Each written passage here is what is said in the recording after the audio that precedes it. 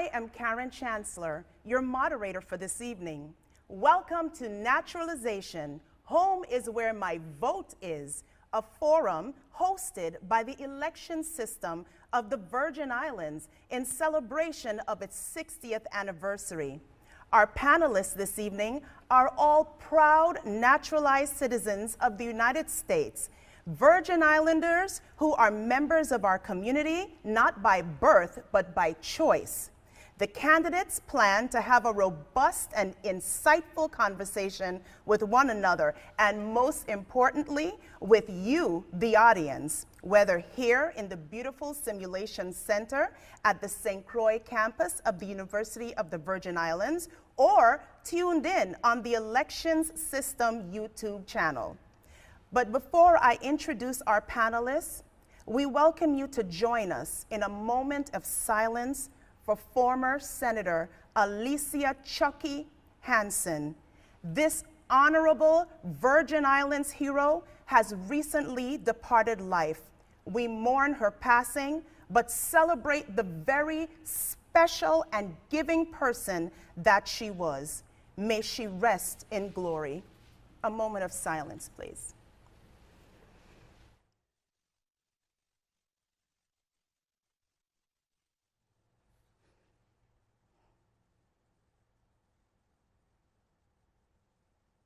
Thank you.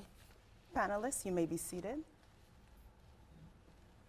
Okay, so now let's meet our panelists. Closest to me, on my right, we have Barbara Jackson McIntosh. She was born in St. Vincent and the Grenadines and grew up as one of 18 siblings. She moved to New York to attend high school, afterwards earning an Associate of Arts degree in Marketing Management and Sales from New York City Technical College, a Bachelor of Science degree in Organizational Management from St. Joseph's College, and a Master of Public Administration from the University of the Virgin Islands. Ms. Barbara McIntosh's career accomplishments in the Virgin Islands Police Department as a sworn law enforcement officer, grants coordinator, administrator of the Office of Highway Safety, coordinator for the Grove Place Weed and Seed Program. She has been manager for the Mid-Island Federal Credit Union and is currently director of the Bureau of Motor Vehicles. She has served on the Virgin Islands Board of Elections, is an international election observer, the treasurer of the New Horizon Women's Democratic Club of St. Croix, a Council of State Government Toll Fellowship, and a distinguished Toastmaster of Toastmasters International. Ms. Jackson McIntosh's motto is, never look down on a person unless you are really willing to pick them up.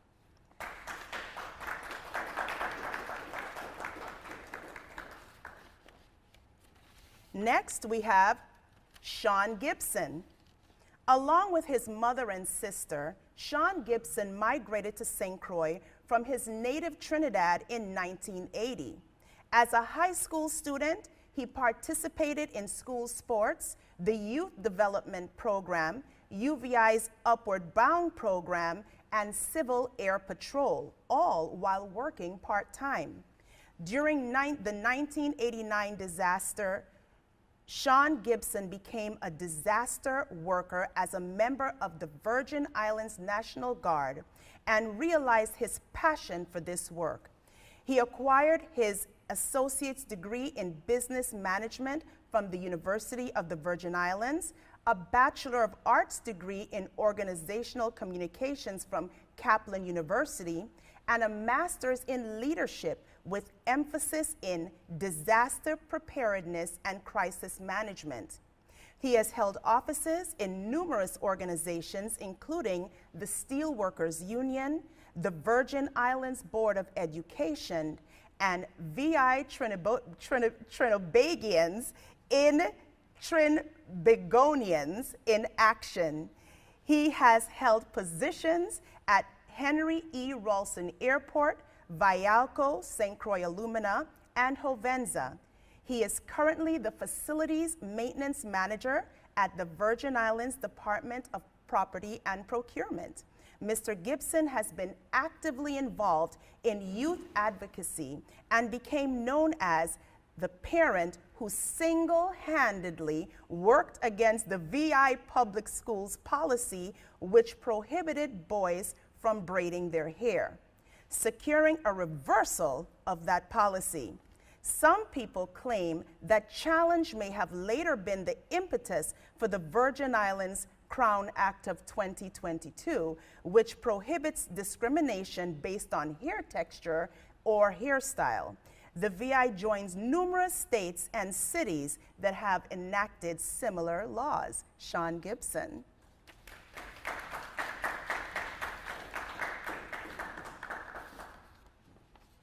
Mary Nana Adjoa Lewis moved to St. Croix 30 years ago from her native Ghana, West Africa, with her husband Lawrence, a St. Croix native working in Africa at the time. She is well known as an entrepreneur, gardener, and culturalist who creates traditional African dishes and sews and sells colorful clothing through her business, African Kraal Fashions. She can often be found at the vendors area in Butto Park on cruise ship days, selling her products and chatting with visitors to St. Croix, and annually at the AgFest, St. Croix's agricultural and food fair.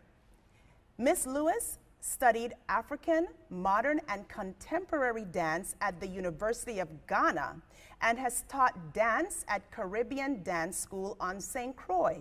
She has also taught elementary school at Free Will Baptist School and Church. Mary Nana Adjoa Lewis.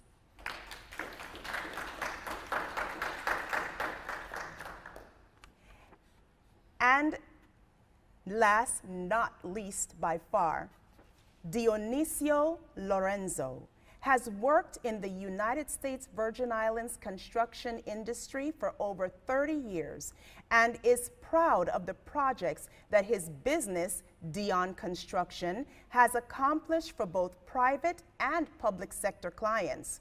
Prior to coming to St. Croix 32 years ago, he worked in construction in Antigua. Mr. Lorenzo is the president of the Dominican Action Committee, which has hosted annual parades and actively worked with other nonprofit organizations over the last 14 years. He is a popular talk show host on Papi Love Radio 91.9 FM each Sunday, during which he orients members of the Spanish-speaking community to issues of their concern and interest.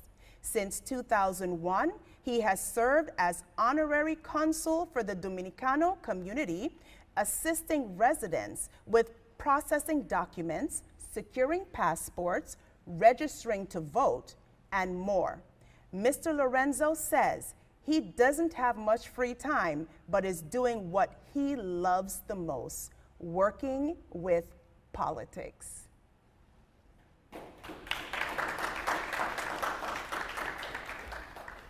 Okay, so as we can see, we have a wide range of panelists, and so I know that I am excited to hear these stories, and I'm very certain our audience is as well. So for our first question, can you recount your journey of how you and or your family settled in the Virgin Islands and called it home?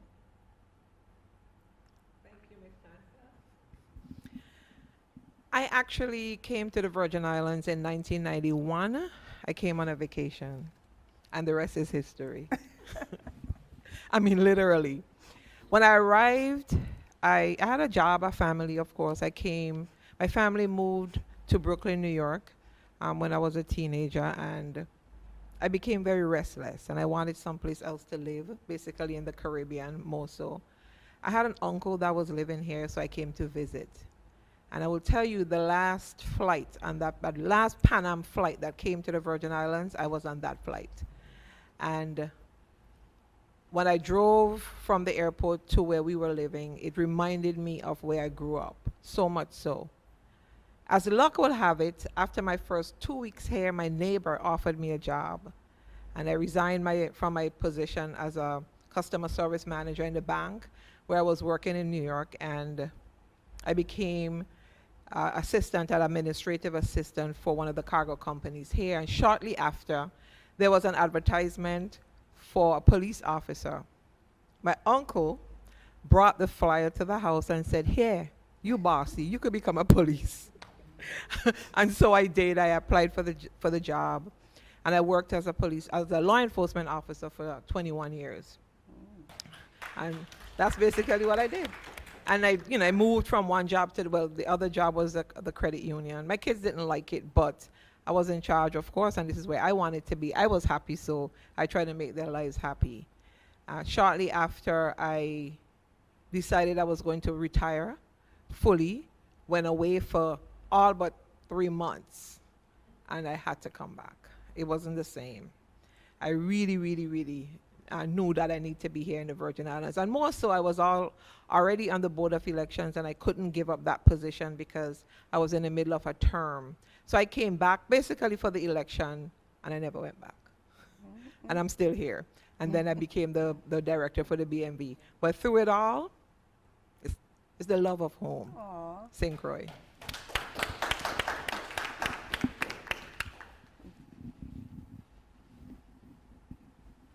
It's my turn. Well, Barbara, thank you for your service as a law enforcement officer. We truly needed it. Thanks for keeping this place safe. I love it because of that. Anyhow, I had my mom, she was like one of 11 children that my grandmother had. And her younger sister, Jean Cook, who spent her career here at College of the Virgin Islands, then University of the Virgin Islands, lived in St. Croix.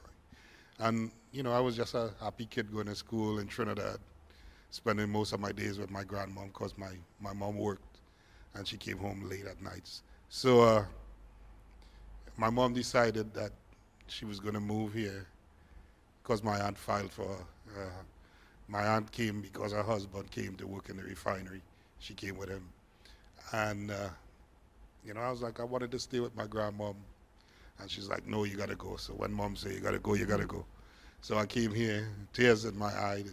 And those tears, they lingered for a little bit, missed my grandmom. Then she passed away in Trinidad. So this was the home that I grew up from age 14. I immersed myself in Central High School. I was really treated nice by some of the people. And, a counselor took a likeness to me and some of the teachers because of my good grades. So I worked in the counselor's office and that kind of stuff. And they pushed me and all the other activities, Upward Bound, Civil Air Patrol, kept me busy. I ran track, played soccer, represented the school, and had a great time.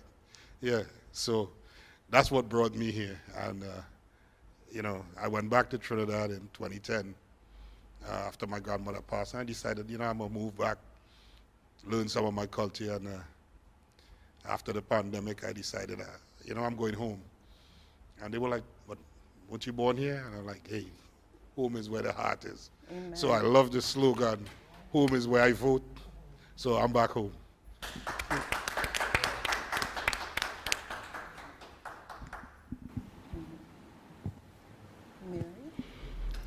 Good evening. Where I started from, I was in the University of Ghana, and my husband, my now husband, came to Ghana. He used to travel to Ghana a lot. And one time, my lecturer invited him to our class. And I guess what he saw is what he had. All right. So that's where it started. And then we went to Guinea-Bissau for 1 year because he has taken a job from New York working in Guinea-Bissau. So we stayed there for 1 year. And then I remember him telling me, we are going to the Virgin Islands. And I said, it's an island? He said, yes, a small place, smaller than Ghana, but you will like it. I said, okay. And normally where your heart is, you follow it. So we came to the Virgin Islands, we came to St. Croix, and my life here has been very interesting, very lovely. I love it, because I realized that the people here are just like people from Ghana. The food, the clothing, and that actually intrigued me to get into the culture, the clothing, the food, and farming. And since he is agriculturist, we've been farming, and I love it. I love what I do. I love the people. I call here home. Now, when we go to Ghana, he stayed there for 2 months. I stay for 6 weeks. I want to come back. So basically, this is me and my life in St. Croix. Beautiful.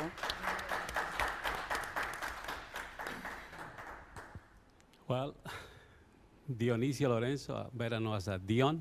Some people call me Dion Construction. Well, because from the time I left my country, which is Dominican Republic, I went to Antigua. And I have to say this, we are here tonight, actually, because Caribbean people is one people. And I have to say that because when I went to Antigua in the 80s, find out that a lot of people from Antigua come back from Santo Domingo because the parents was in Antigua. It's a good history there that we need to know. So I be there in the 80s doing, working with an Italian company and the construction industries. And the 88, the company closed. Then in 1991, I visited St. Croix. And I was a fortunate one because, as some people know, some of my country people don't have the same luck. Like I come for the front door. And as you know, some of the people don't have the same luck to come, and I come like that and, in 1991. And I fell in love with this island, with St. Croix, especially because you come from Antigua, which is a quiet place. You come to St. Croix, and so it's quiet. Everywhere I go in, every place I go in the world, Puerto Rico, the state, I say, I live in a place where I can leave my door open, and when I get back, I find everything the same way how I leave it. So we don't realize, by the way, how fortunate we are here in the Virgin Islands, in the Caribbean, actually. Because when you see what's going on in the world, it's a lot of things that you're not going to find a place going on, that you're not going to find a place like the Virgin Islands. If you try going to the Georgia, going to Washington, New York, looking for, like, okay, let me try and see if you can stay in those places, because things sometimes get a little rough. And I find out that the same way how I go and try, I had to come back. And I find a lot of people doing the same thing. They go and try, and then you come back to the same place that you left. Thank you. Oh, thank you. Now, I do have a burning follow-up question that I will hold until we come back from this break.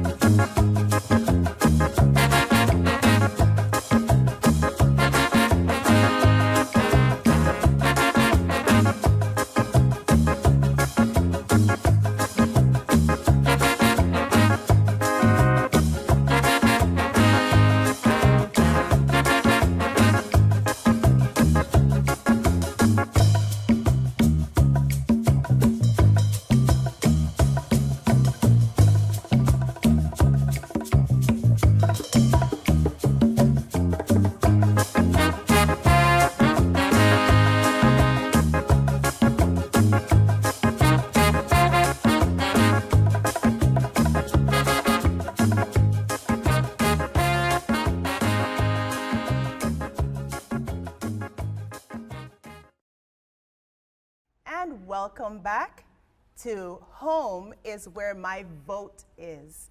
Now, a while ago, we were hearing from the panelists their stories of how they first came to the beautiful Virgin Islands that they now call home. I have a question, and it's more of a curiosity.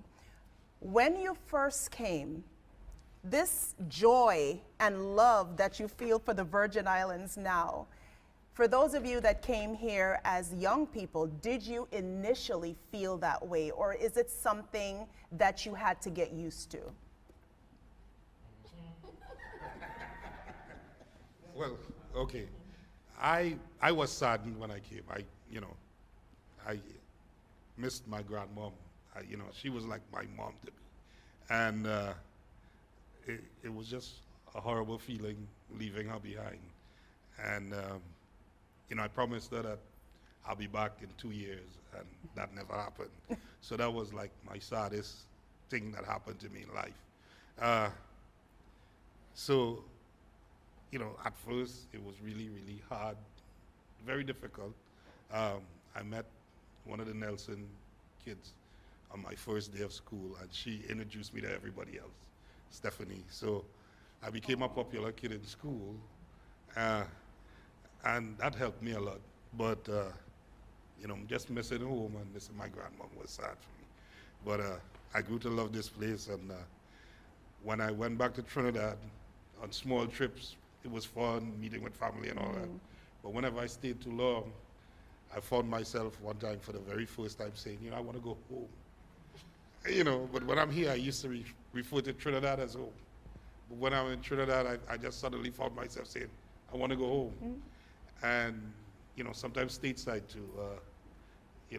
I ended up in Nevada one time, and when you come off this trip, you look around, everything is so brown and depressing. There was no greenery. I just wanted to head home. And every time I say that, I realize it's St. Croix I'm talking about. So this grew on me, and I didn't even know when. Yeah. St. Croix became my first love. Thank you. So now, Mary, when you came here as a bride.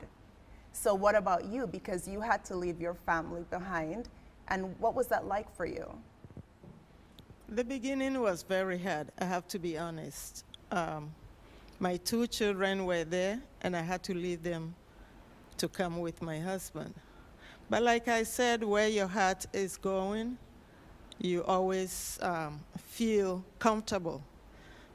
Sometimes, this will be a surprise to him, I used to cry. Missing my children and my mother. My siblings, not so much. But yeah, they were grown up. But my children and my mother, and my father had died already. So my children and my mother, I used to miss them a lot. Thank you. But as time goes on, I was okay. Thank you. Thank you for that. Thank you. So we're going to move on to question number 2. And, panelists, as we move forward, if you see that maybe I didn't ask you that specific question, you can feel to toss it into the response of the next question, all right? So let's move on now to question number 2.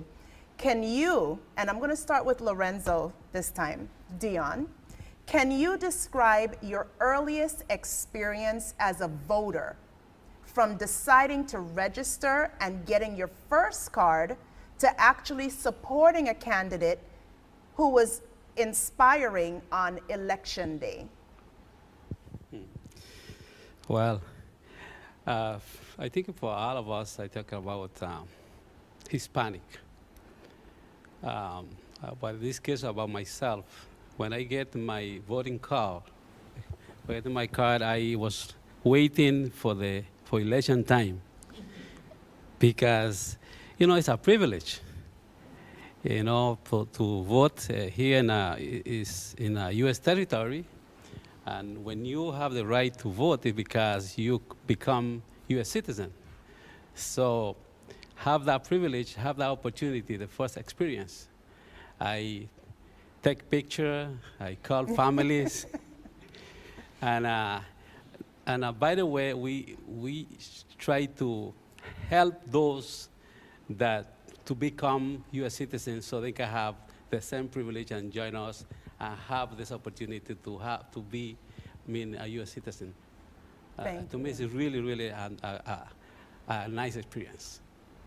Awesome, thank you. So Barbara, what was that like for you? How old were you when you first registered to vote, and what was that like? What were your thoughts? I registered to vote when I was 28, because I think that's the age when I came here. And when I realized that I was not going to go back to New York, I registered to vote immediately.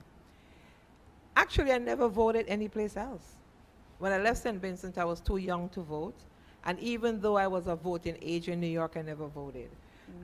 When you live in a big city, you get lost. It doesn't, nothing matters, really. To me, it didn't. All I just wanted to do was work and take care of my children. But when I came here, I registered to vote because I remember as a child growing up, my parents were always involved. Politically, they always supported some political party. There was always something going on in the neighborhood where I lived. But after becoming a police officer, I'm gonna share this story. One day I was working at the airport, because we would work part-time at the airport as security officers. And one of my supervisors, he was accompanying a gentleman through the airport. And he asked me if I don't mind being in the campaign. And that was Dr. Snyder. And I said, sure. I mean, I love politics. I like to get involved in stuff, and I did. And that's when I started. I started following his campaign. I was an active member of his campaign, and of course, he won. I wouldn't say it's attributed to me, but he did. He won, and I became part of his security detail thereafter. And I never stopped.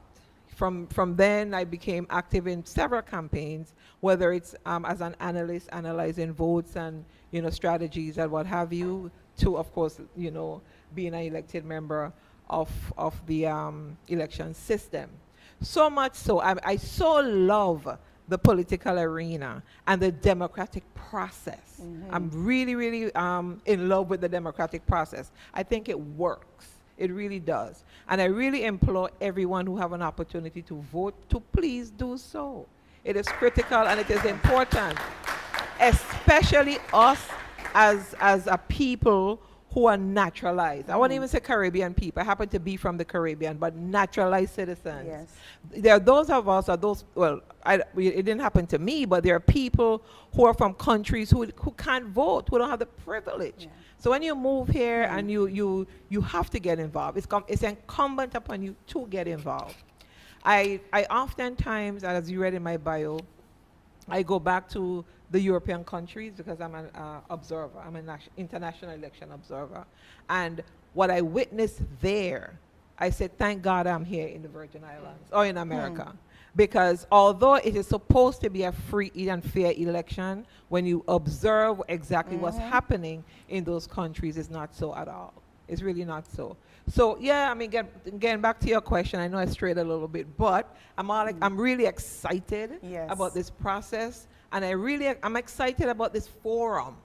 I thank the election system for having this forum and for having us here today, because it's a story to tell. It is. It is. It is. Thank you. Thank you so much. Now, Mary, tell us your story. What was it like coming here at an older age, being married, and then registering to vote? Did it still hold some meaning for you? I really wanted to know how election system was at that time. So I wanted to be part of it. Because in Ghana, you can have people dying in election times. And there was one incident where my father was hosting one political party, and the other party won. So my brother trying to, let's say A and B, and we were supporting B. We didn't know anything because we were children. And my brother, when the A won, they were jubilating. And then when they say something, my brother would say B instead of saying A. And there was a big fight. And I mean, a woman takes sand from the purse to throw into somebody's face so you can't see. It's terrible when now it's okay. But in those days, you don't want to get involved in politics. So when I came here and I got the chance to vote, I was so happy that it was quiet and you just go in and you vote and you come back to your house. It was very interesting to me, and I always wanted to be part of it. Thank you. Was quiet. Was quiet. Sean, before we go to another break, what about you? What was it like for you? Politics has been part of our family. You know, people talk about the Eric Williams and the Uriah Butlers and the Stokely Carmichaels, but it was the women that promoted this for me. There was the party of Eric Williams in Trinidad, and I remember as a little child growing up, the slogan was P&M till I dead. I mean, if you were in that household and you decided, the older cousins, that they weren't supporting the P&M, you couldn't live there. That's how serious it was. And the candidates would always come by, and they were familiar with us, and, you know, so the MPs and that stuff. So I was always fascinated with it, because, you know, the rallies and the motorcades and stuff as a kid. And then when I came here, I was a child, and again, women, Chichi Haywood, you know, she was an activist, and she got me involved. Yep. And so I had been on campaigns before I even could vote, because I didn't naturalize. At that time, Trinidad and Tobago did not recognize dual citizenship. So I was like, oh, no way, I'm not going back home and they tell me I got 17 days to leave their country. So I refused to naturalize, although I was in the military. And when I did in 1989, when that law changed, I immediately went, registered to vote, standing on the shoulders of these women, my counselors in school, my grandmother, and all that stuff. And there was one thing that a senator said to me when I told him, well, you know, I can't vote, I'm not registered. And that was Senator Burt Bryan. And he said, you are part of the problem. Oh, that wow. stuck Deep. with me. That's So deep. That's if deep. Yes. you are naturalized and you don't vote, I'm going to share that with you. You are part of the problem. So if you're out there in the audience and you don't vote, start getting with the program. That's deep. That's deep. And right before our commercial break, I'm going to throw out a fun fact since you mentioned Dr. Eric Williams. So my mom named my brother Eric after Eric Williams. So P&M until I'm dead. We'll be right back.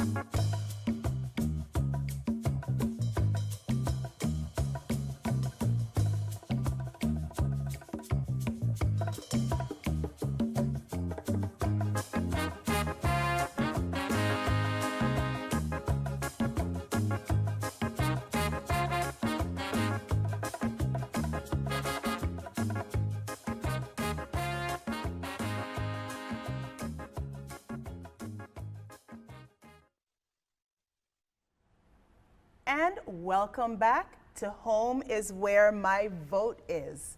You know, as we were sitting here during the break having discussions and reminiscing, I was remembering when I was a little girl and I grew up in the bottom of Williams Delight, and there was a truck that came by and they were passing out pencils, and then the next time they were passing out chicken, and so my mom, like food and rice and stuff like that. And so of course my mom sent me outside and I was all excited.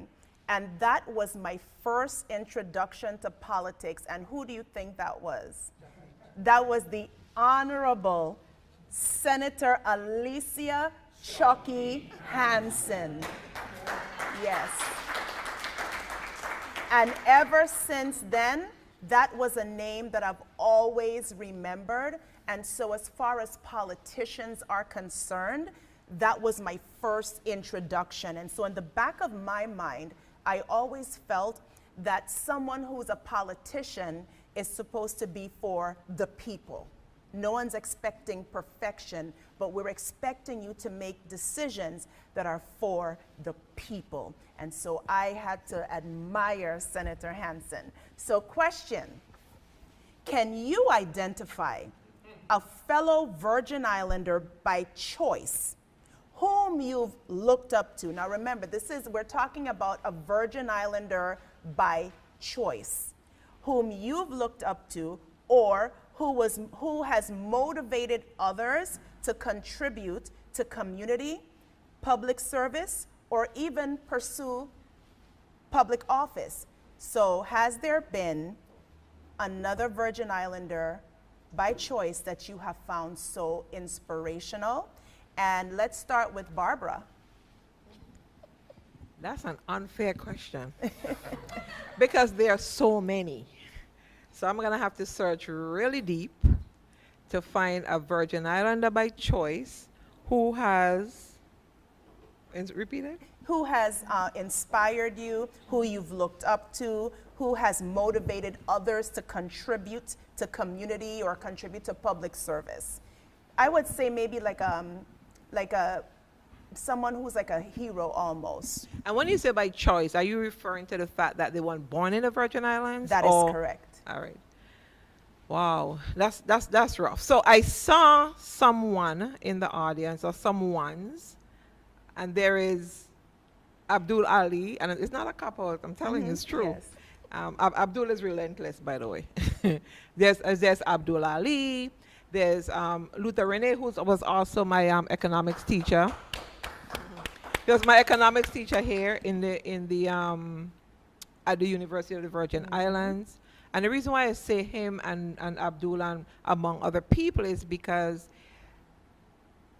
Mr. Rene, believe it or not, was one of the persons, you don't know this, was, I looked at, because they ran the St. Lucia organization for years and was involved in the community for years and involved in community work. And then he became a senator, and he was always out there trying to do good or do something. You know, and that I admire. So I'm saying that it's not one person, it's a whole lot of somebody's, right? I never knew, I believed that Senator Hansen, I don't think she was born here in the Virgin Islands. Puerto Rico, right, she was born in Puerto Rico. And her involvement as well. My son, when he was a kindergarten at Pearl B. Larson School, came home and told me that he met someone named Chucky Handsome. So I didn't know who she was, and he kept calling her Chucky Handsome. Because she went to his school, and he admired her so much, right? And I've always listened to her. When she was in the legislature, her fight for the people, the way she was fearless, and I believe she was fair. I also admire, as a woman, the way that she fought for the little man. You know, I mean, while some of us may or may not agree with some of her positions or the way she did some things, I totally supported, you know, what she did. I've always supported her. Maybe not physically in her campaign, but I was always, you know, a voter. I will always vote for her. So she was also a person as well. So, I mean, I could go on and on. There's a whole bunch of people, but yes. Yeah. Thank you. Dion? Thank you. Before I say what I'm gonna say. I would like to welcome the Dominican Action Committee in that Canada that come to support. Thank you, gracias. Gracias por estar aquí en esta noche. Two people I admire from the time I get involved in politics, which is real all my life. But here in St. Croix, it's two people. It's Donna Christensen and Tumble. Let me see, I want to tell you why. I'm a kind of person that I love humbleness. I like humble people. I try to be one of those. Humble, to me, is powerful. And I remember in 2001, when Tumble was governor, we was working at Central High, or tried to work at Central High, actually. And one company wanted to do everything, take a whole thing. And I remember he come and said, no. We got to do better for the small men, for the small contractor. And he divided that project, I remember, in about 7 or more of us. And to me, that means a lot, because he don't have to do that, but he decided, one person can't take everything. And I mean, to me, it is because he's so humble, he's so connected to the people, because the way how he was, like the humbleness I'm talking about. And Donna Christensen, for the same thing, is a person that I admire. Was my first doctor when I came to St. Croix. And I remember when they sent me to do when I was doing my paperwork.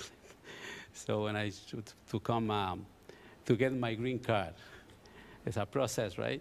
So then send you to a doctor to do the physical. And it was Donna Christensen done in Christian State. And I connect with this woman right away, because she also is a humble person. She for the people. And again, I try to be also for the people that's especially that in need. Okay? Thank you. Thank you. Mary, what about you? Who in our Virgin Islands community, whether it's a politician, a neighbor, just anyone, who have you found inspiring that pushes you to be more active? There are so many people on this island that I would say they have moved me to do what I continue to do. But Dion took the words out of my mouth, Tumble. It was since my husband became deputy commissioner, assistant commissioner, and commissioner. He was there for about 8 years.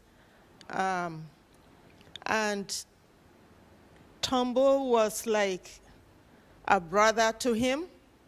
The way they talk, I do not get involved in their politics. I am not a politician. And I don't get myself into politics, but I listen. When they were having conversations, it's like brother and brother talking, and that inspired me so much. Thank you. Thank you. One thing I'll say that I'm noticing with all the stories is that it seems as though the people that you have found inspirational and that you admire are people that you can approach, people that you can connect with, people that you can form a bond with. So, that's just something to think about. It's like, when you make yourself open and allow people to connect with you, you are inspiring. So Sean, I know you've mentioned some names before, some of the names that I know, but is there anyone else? Well, I agree with Barbara. That is not a fair question, because there are too many people going to be left out. But as a young Democrat, I must mention David Jones' name. When it comes to politics, the man is simply a master. Yes. High school, there were two ladies, Rosalind O'Rourke from Dominica and Valerie Knowles Combi Yes. Antigua. Antigua. And I had her in Central and at UVI.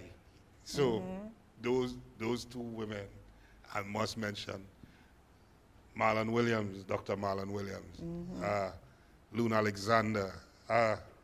There's so many people that have shaped my life in some way, shape, or form right here.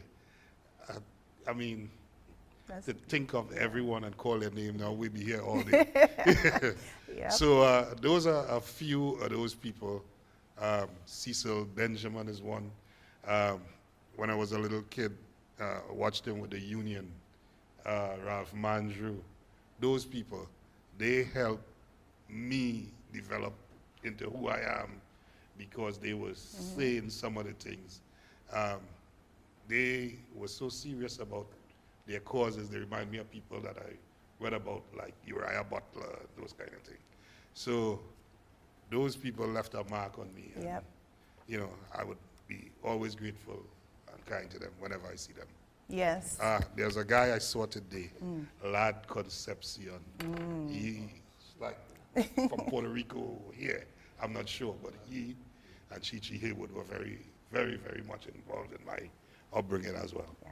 You've mentioned some names that I'm familiar with too, because I remember that, you know, even after I began voting and I started to understand, you know, what I would like to look for in a candidate, I have to say David Jones is one of those people that kind of took me and taught me, spent time with me and taught me. Jerris Brown, you know, Cecil Benjamin, and of course I even have to say Luther Renee.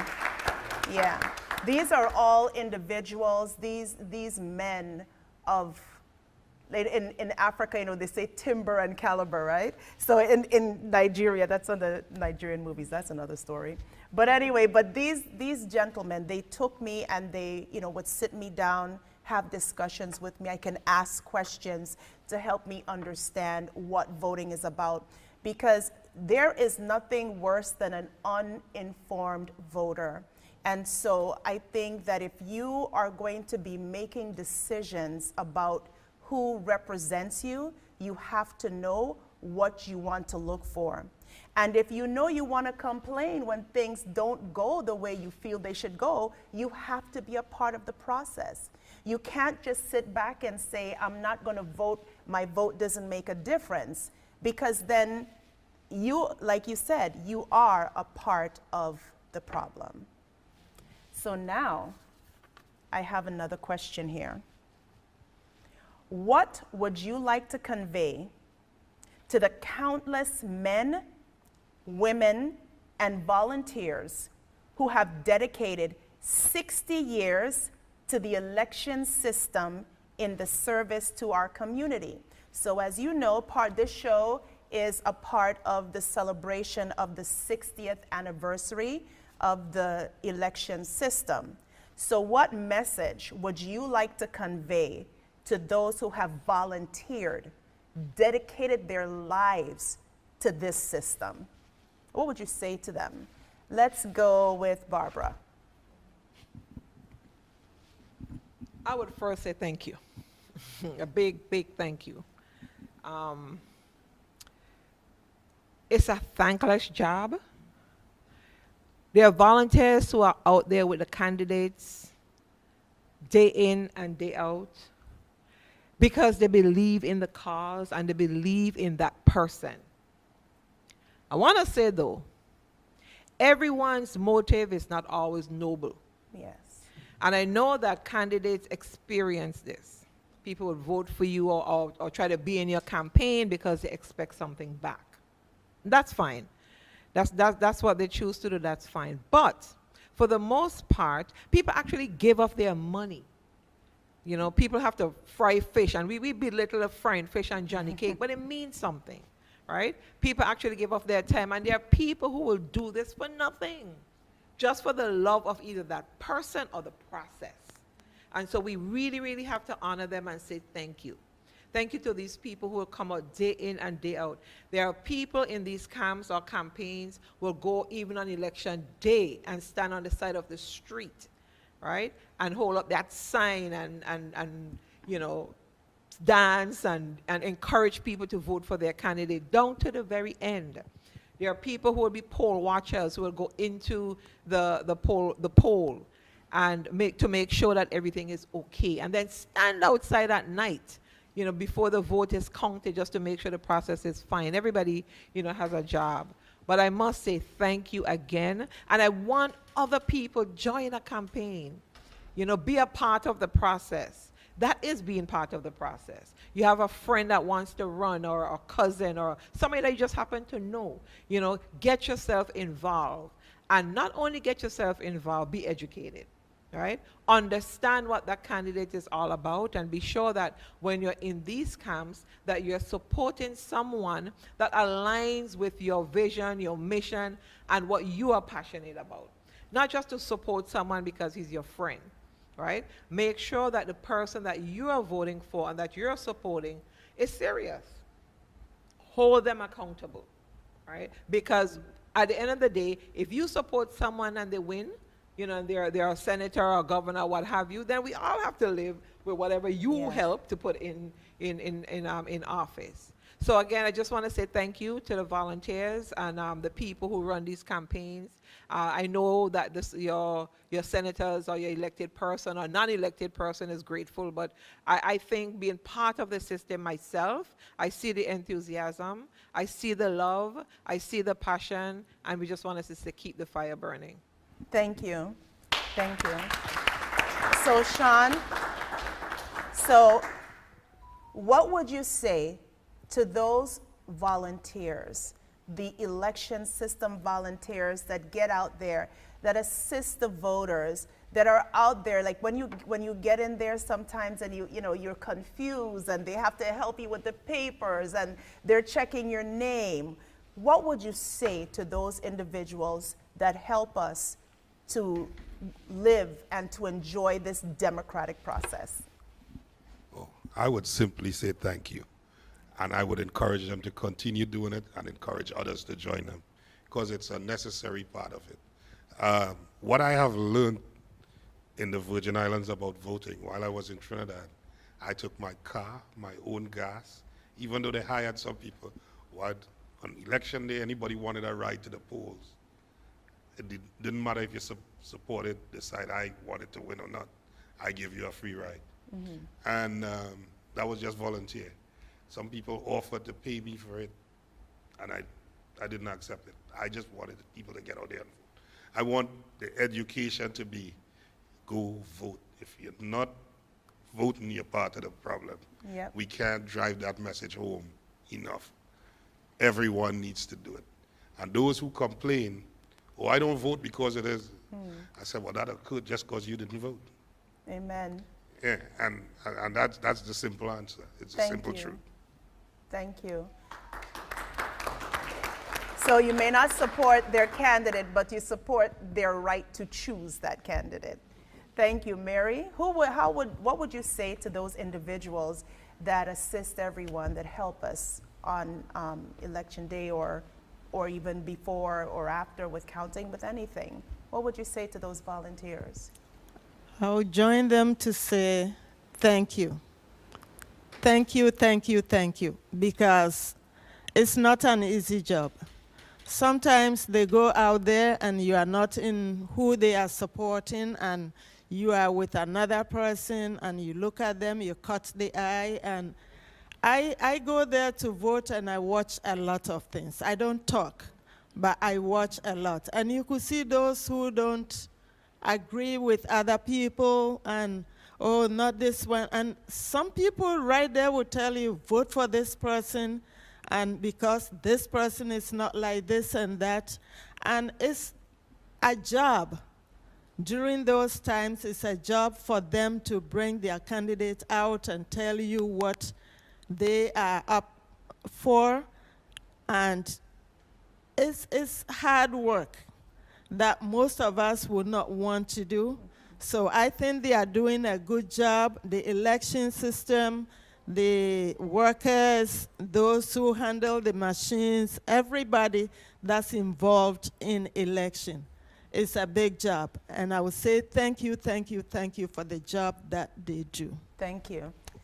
So Dion, tell you what, Dion, before we cut to the commercial break, en español, por favor, what message would you give? Give us 2 sentences, the message you would give to those volunteers who help us with the election system. Voy a decir gracias porque por estas personas que hacen la parte del voluntariado en el día de las elecciones, estamos hoy aquí. Gracias. Gracias porque realmente es un trabajo duro y debo decir que en el trabajo que hacen la mayoría de los que están allí he visto integridad, integrity. So, es algo que no todo el mundo está dispuesto a hacerlo. No everybody is willing to do that. So just like go there and work, you know, I would say for nothing, but it's for the cause. Yeah. Right, so le digo que se integren otras, que se puedan integrar otras personas a hacer algo que realmente es fortalecer la democracia y más bien la participación de otros en el sistema democrático en el que vivimos. Thank you. And on that note, we'll be back in 2 minutos.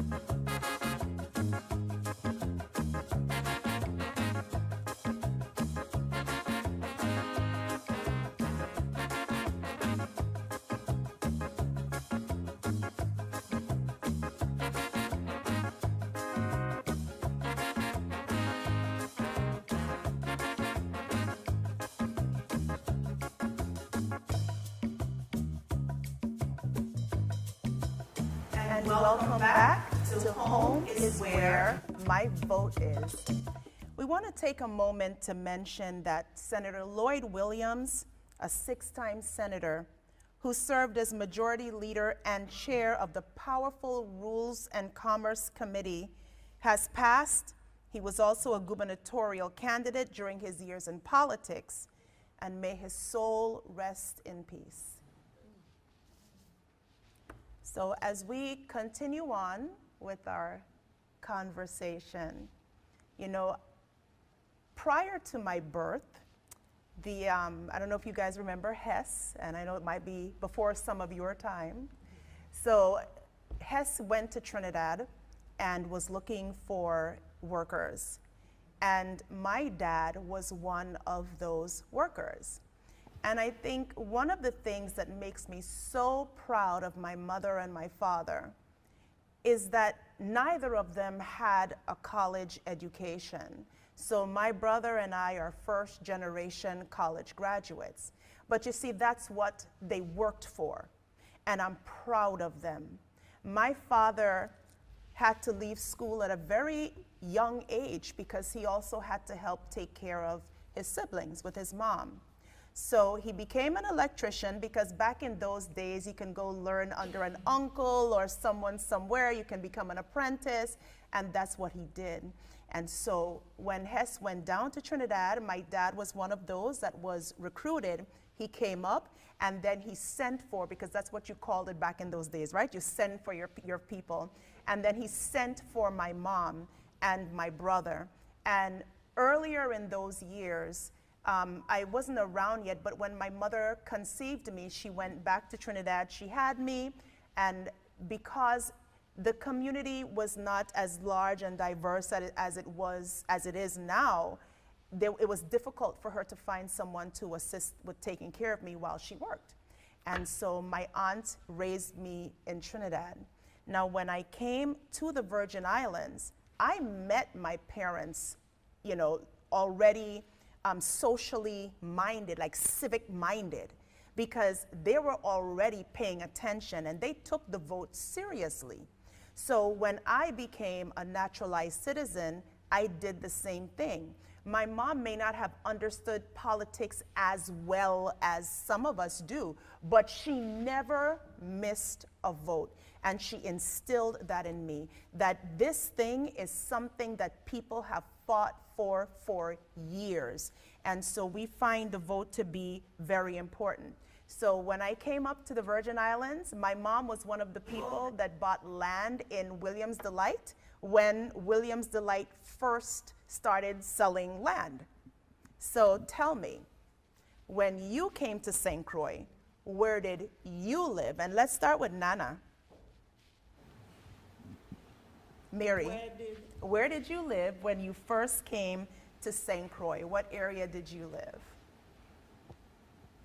The first time I came, I think I spent about 2 months in my husband's brother's house, Dr. Prospero Lewis and Clemma Lewis. We lived with them for a couple months, and then we went to live with a friend, Joseph, in Castle Coakley. My husband had bought a piece of land before we got married, and it was started. So whilst we were there, we were building the house, and it was 1992 I came, and 92 December, we moved to that house. We slept on the floor. It wasn't finished, but we moved into it. Amen. And that was popular. That was popular back in the days. That was popular. So we have an audience question. And so can you state your name and your question? Okay, good night. My name is Dionorca Ferreras. My question is to the panelists, how we are going to get our young people now involved in the voting, being able to go and register to vote. How are we going to be doing that? So who's going to start that one? How will we get our young people, involved in the voting system? Go ahead. Okay, I'll feel that first because I have a few ideas. First thing, parents, instill it in your children that it's a right. And folks have fought and died for that right. So if for no other reason, honor their fight, although they're gone. Now, there are some things we can do through institutions like school. There's all these graduation requirements. We typically graduate at 17, 18. So one of the things that we can do is give you some recognition for registering to vote. And if you are voting age during an election in your senior year, give you recognition for voting. The same way you have to go do community service and you get points for that. If you register to vote, all we need to do is talk to the Board of Education because they get there by our vote. So, I don't see a problem for them to make it easy for students who come of age to vote. I love that. I love that idea. And there are many other little things that we can do that encourage them to vote. I love that idea. Thank you. Thank you. So what I'm hearing from that you said, I'm hearing that we have to teach our young people their history, and we have to promote civics in our schools and maybe even reward it. Civics, I was about to say that. Also, though, I believe that, and the Board of Election is here, I believe that we should try to make this institution a polling place. We do come, I know the board they come from time to time and they will do voter education drive here, but I believe that, especially during early voting, the University of the Virgin Islands can be a polling place as well, because you'll be surprised. I mean, the 23 to 35-year-old kids, they don't vote. The record will show they really don't vote. So maybe that's an incentive because you are here that they could vote. And as you said earlier, civics. When you're teaching civics in school, you have activities surrounding voting. Make that a part of what they do so that they could understand. Show a film. You could just show a film in school. There's a beautiful film called Selma, and so that they could understand that people died. And I must say, when I go internationally to observe election, you will be surprised the amount of people that actually vote. The process may not be as transparent, but every single corner is a polling place. It's unbelievable. This little area will have 5 because they want to make sure that everybody has access to voting, right? And maybe we may want to consider that as well. I like that. So University of the Virgin Islands, making that a polling place, that is an awesome idea. Next audience question. Hi, everyone. Good night. I want to say this panel looks so beautiful. Aww. Especially the model. I so glad to have and first of all, I apologize for my beautiful accent. It is beautiful. Yes, my question, this looks so, the sign you have behind the panel, vote, very important for those people. But when you, in the season, the election, when you talk to those people, they don't want to vote because they say all the political is same. The same question my sister asked, how I want to hear for the election representative, how we have to work in this to motivate to people to vote, to change the way we work in the Virgin Islands. This is my question. Thank you. So how will we work to change the mentality, right, and to motivate people to vote?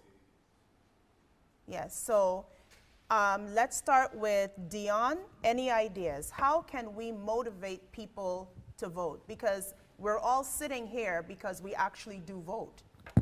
Yeah, I can talk a little bit about this. I've been involved in campaign politics and all of that. And we was talking before we start this, that it's so sad to talk to people I mean, in this past election, I talked to people 20 years old, 24 years old. And I tell you in face, no, I don't vote. I try to explain to them, you know, how important it is for them to be involved and vote. It's no way how you to convince them just like that. So we need to start some serious program. Though the colleague just started to mention things that I think you have to take to school, home, like parents, like teach them how important it is for them to be involved. But furthermore, I have to say this. I think it's important because, you know, I hear what they say. They say, oh, them fellows, they don't fulfill the promises. So I think we had to take accountable our Yes. politicians, Hold them whoever they call, accountable. like senators or whoever it is. Because I think that's what the thing that I find the most when you talk to the youth, the young people. Then tell you, oh no, like he said, all of them be the same. So we had to find a way how to change the perceptions that the young people had about politicians, about people who serve in public offices. So I think that's a key point that we need to work on it and implement it, not just like, do something about it. Thank you. We have another audience question from someone I recognize. Yes, good afternoon or good evening. My name is Winston Nugent and I represent the Jamaican. I live here 50 years of my life and I consider myself a Jamaican Nugent. So what's interesting, though, is we're talking about motivating people, right? And it all starts with recognizing that the same people that we're voting for are going to be making decisions about you. It's actually about you. And sometimes I become terrified with the caliber of individuals that I see running for office. That pushes me to vote, because I want to vote and make sure that certain people get in and certain people do not get in. So if you know that you are concerned about who represents you, then you need to vote. Yes, once again, my name is Winston Nugent and I am a Jamaican Crucian, which I already answered the brilliant slogan, home is where my vote is. I also want to congratulate the election system, and I'm encourage the election system to start to market home is where my vote is. Because in my opinion, and I'm going to ask you a question, in my opinion, this is how we're going to get the young people to vote. And let me tell you why. Community and social responsibility. This slogan said that.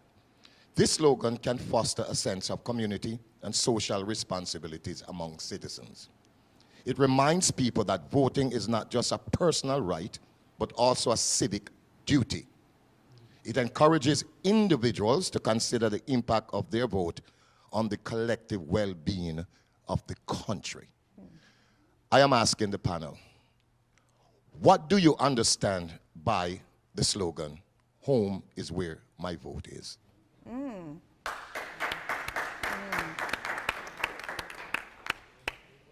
What do you understand, Mary? Would you like to start? Or Okay. Home is where my vote is. Home is where you live. Home is where your heart is. Home is where you do everything. And if there is no government, there will be no people. And if there's no people, there's no government. So if you do not vote so that we can have a government, then you don't live in the community. Then you don't belong. So you have to be part of it. You got to get involved so that you are part of it. You cannot just sit and say, I don't vote, because they don't do what they tell us they're going to do. Oh, they don't do nothing for us. What are you saying about that? You got to speak out. And the best way you can speak out is to vote. Because like Sean said, if you don't vote, you are part of the problem. Amen. So if you don't vote, you sit down and you do nothing, and nothing is done anyway. So you got to vote to get to somewhere. Even if it's not finished, it got to somewhere. Thank you. Barbara? Home is where the vote is. And I'm going to address the elephant in the room. I think it's a 100,000-pound elephant. It's the issue of people who are not born in the Virgin Islands, and when we are here, we have the tendency not to want to get involved because we feel that nothing is going to happen or it doesn't matter anyway. And I recall the prior Constitutional Convention when the issue of status or who is a Virgin Islander, when that came up. And we all had something to say. We were all upset about what was said. The people who are born, they have a right to had a right, they feel, to determine, you know, when do you become a Virgin Islander, etc. And we could have traced that back to most of us. Like, I'm a first-generation Virgin Islander. You know, there are some of us who had great-grandparents who are from another country and came here. And I know you remember that big, as I call it, a hullabaloo as to who is who. Home is where your vote is. If you don't get involved in the process and understand that what you're doing is not only for you, for your children and your grandchildren, because you may not be from here, but you're here. Thank you. You have an interesting point about that, because there's a reason that we're here, and we're here by choice because we love the Virgin Islands and we love ourselves, meaning the people of the Virgin Islands. Audience question? Good evening. Good evening. My name is Luther Rene, and I have a question. But before I do, I would like to just compliment the election system of the Virgin Islands and Ms. Fox for the wonderful slogan that they have chosen, and Barbara answered that beautifully. Home is where the vote is, gives you a sense of belonging. Yes. Gives you a sense of ownership. You own the vote, and you have you're part and parcel of the community. So I love that. I don't know who came up with it, but beautiful. My question is, I know what difficulty I experienced when I first began to vote in the Virgin Islands. I want to ask, maybe Sean, you're too young to answer that, but I will ask, how did you adjust to a system where you voted for 7 representatives? I was coming from a system where I voted for 1. Did you have any adjustment to make because you had to choose 7? Interesting. Interesting. Dion, you want to hit that? Or Sean, are you starting? Who's doing it? I will. En español, mi casa es donde yo puedo votar. That's the slogan. Okay? I have to say that because it's a nice one. It's a good one. Well, can you repeat the question, please? The question is, how did you adjust to voting in a system for 7 representatives, where in many other places, they're just voting for 1? And so now you have to make a choice and choose 7. Yeah, I'm against it. Oh. Yeah. I am. You see, one of the things that I was taking notes in my office before I come here, it was about that.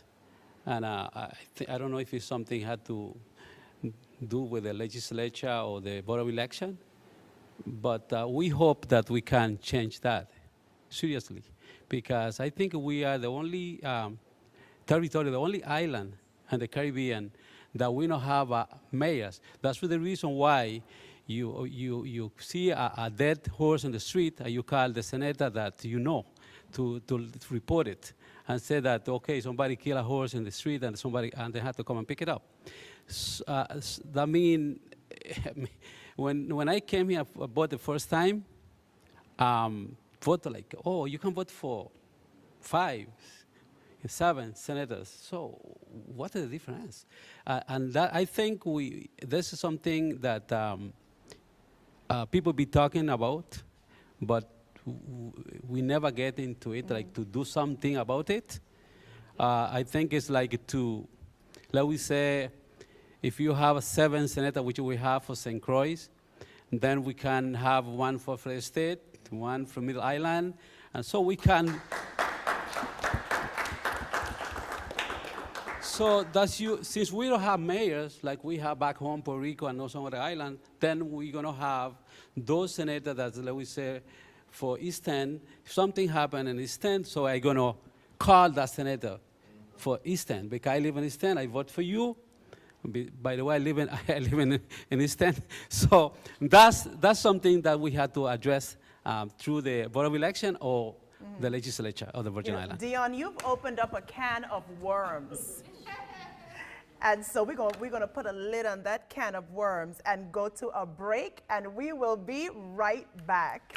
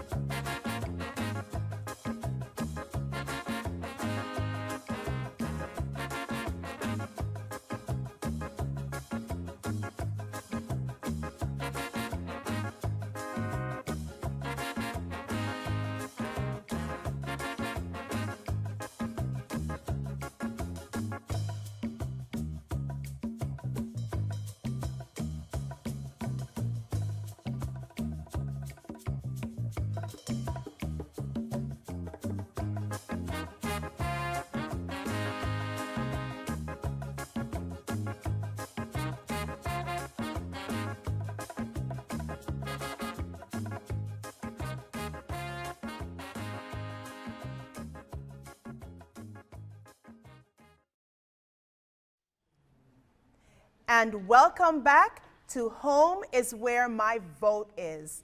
So as promised, this conversation has been robust, but unfortunately, it is time to go, time to say goodbye. So we're going to give our panelists 1 minute to give closing remarks. Barbara. 1 minute? Again, I thank you so much, Election System of the Virgin Islands, for having us here. I ask that everyone please go out and vote, register to vote, research your candidates, support the election system. I think that they have done a wonderful job over the years that I've been here. We've moved from shoot-tronic, now we are fully electronic, and I think that's a wonderful thing. I also thank you, the audience, for being here with us tonight and for appreciating us and for supporting us, and also to my fellow panelists, thank you so much. Thank you. Sean? Well, thank you. Thank you, Board of Elections, for inviting me to become a panelist here this evening. Thanks for the participants and the audience and all of you that take the time out to watch at home Thank you. You've been a very good moderator, Aw, Karen. thank you.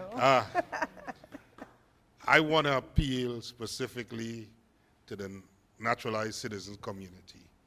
That constituency has the attitude that, you know, we only vote in the big elections, so they don't show up for the primary. And when you do that, other groups select who's going to be on the ballot for you. So you really don't have a choice from the start. Whoever they select is who you're going to vote for on election day. So when there were 15 or 20 candidates, you didn't choose, so now you only have 7 to choose who's left on the ballot. That is not a good strategy. You're losing every time. The second thing I would like to say is the marketing campaign to get voters out. We need to look at the trend in the Virgin Islands of love that people are showing for the Virgin Islands, especially the young people. Everywhere you go, you see garment, flags, Virgin Islands. Everybody's repping the Virgin Islands.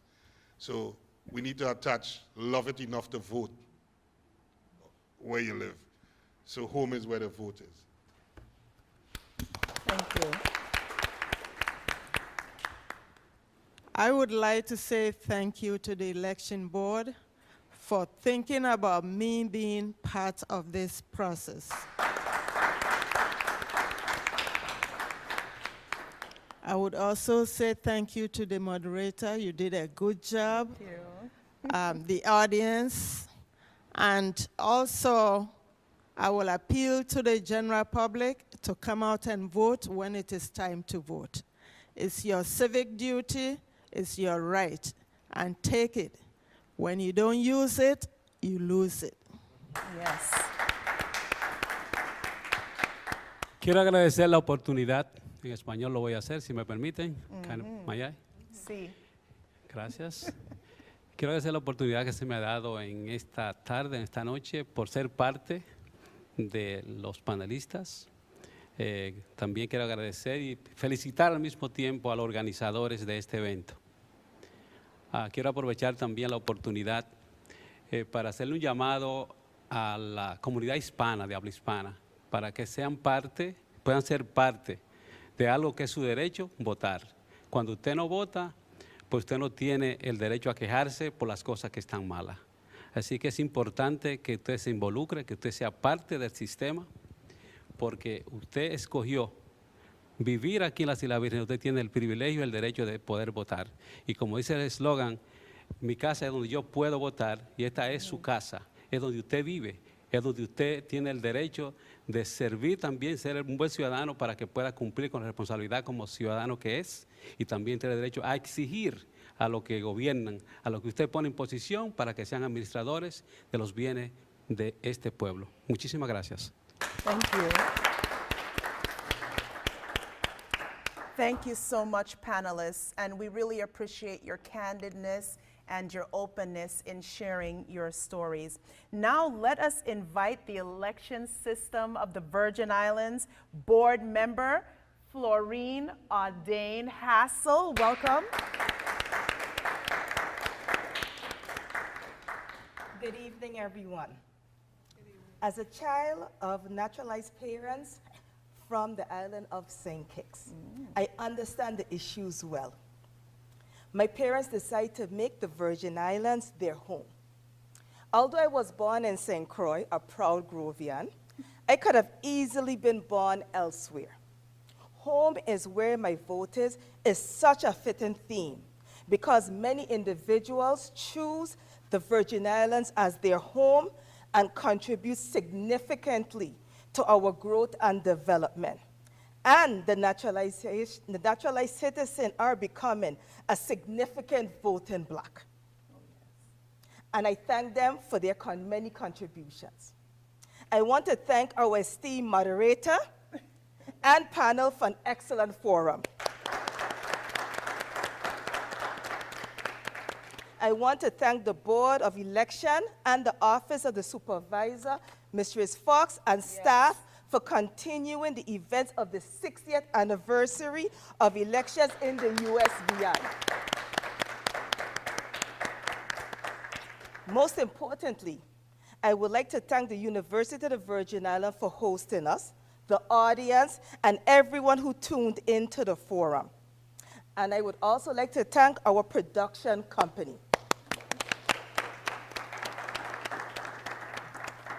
As a note, our upcoming events. The Board of Election will be hosting Civic Matters Quiz Bowl Championship on Saturday, October 28th at 11 a.m. right here in St. Croix at UVI at the Great Hall. The Quiz Bowl will be between the Charlotte Amalie High School and St. Croix Educational Complex High School.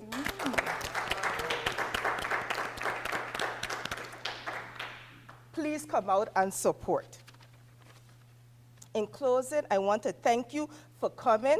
We enjoyed you being here this evening. Thank you. Thank you. Thank you so much, Board Member Hassel. And right before we close, I would like to invite the audience to join us with the Board of Elections and the staff for refreshments afterwards. And to the listening audience at home, thank you so much for joining us. Thank you again to the audience that's here. And we look forward to you living the slogan, "Home is where my vote is." Have a good evening.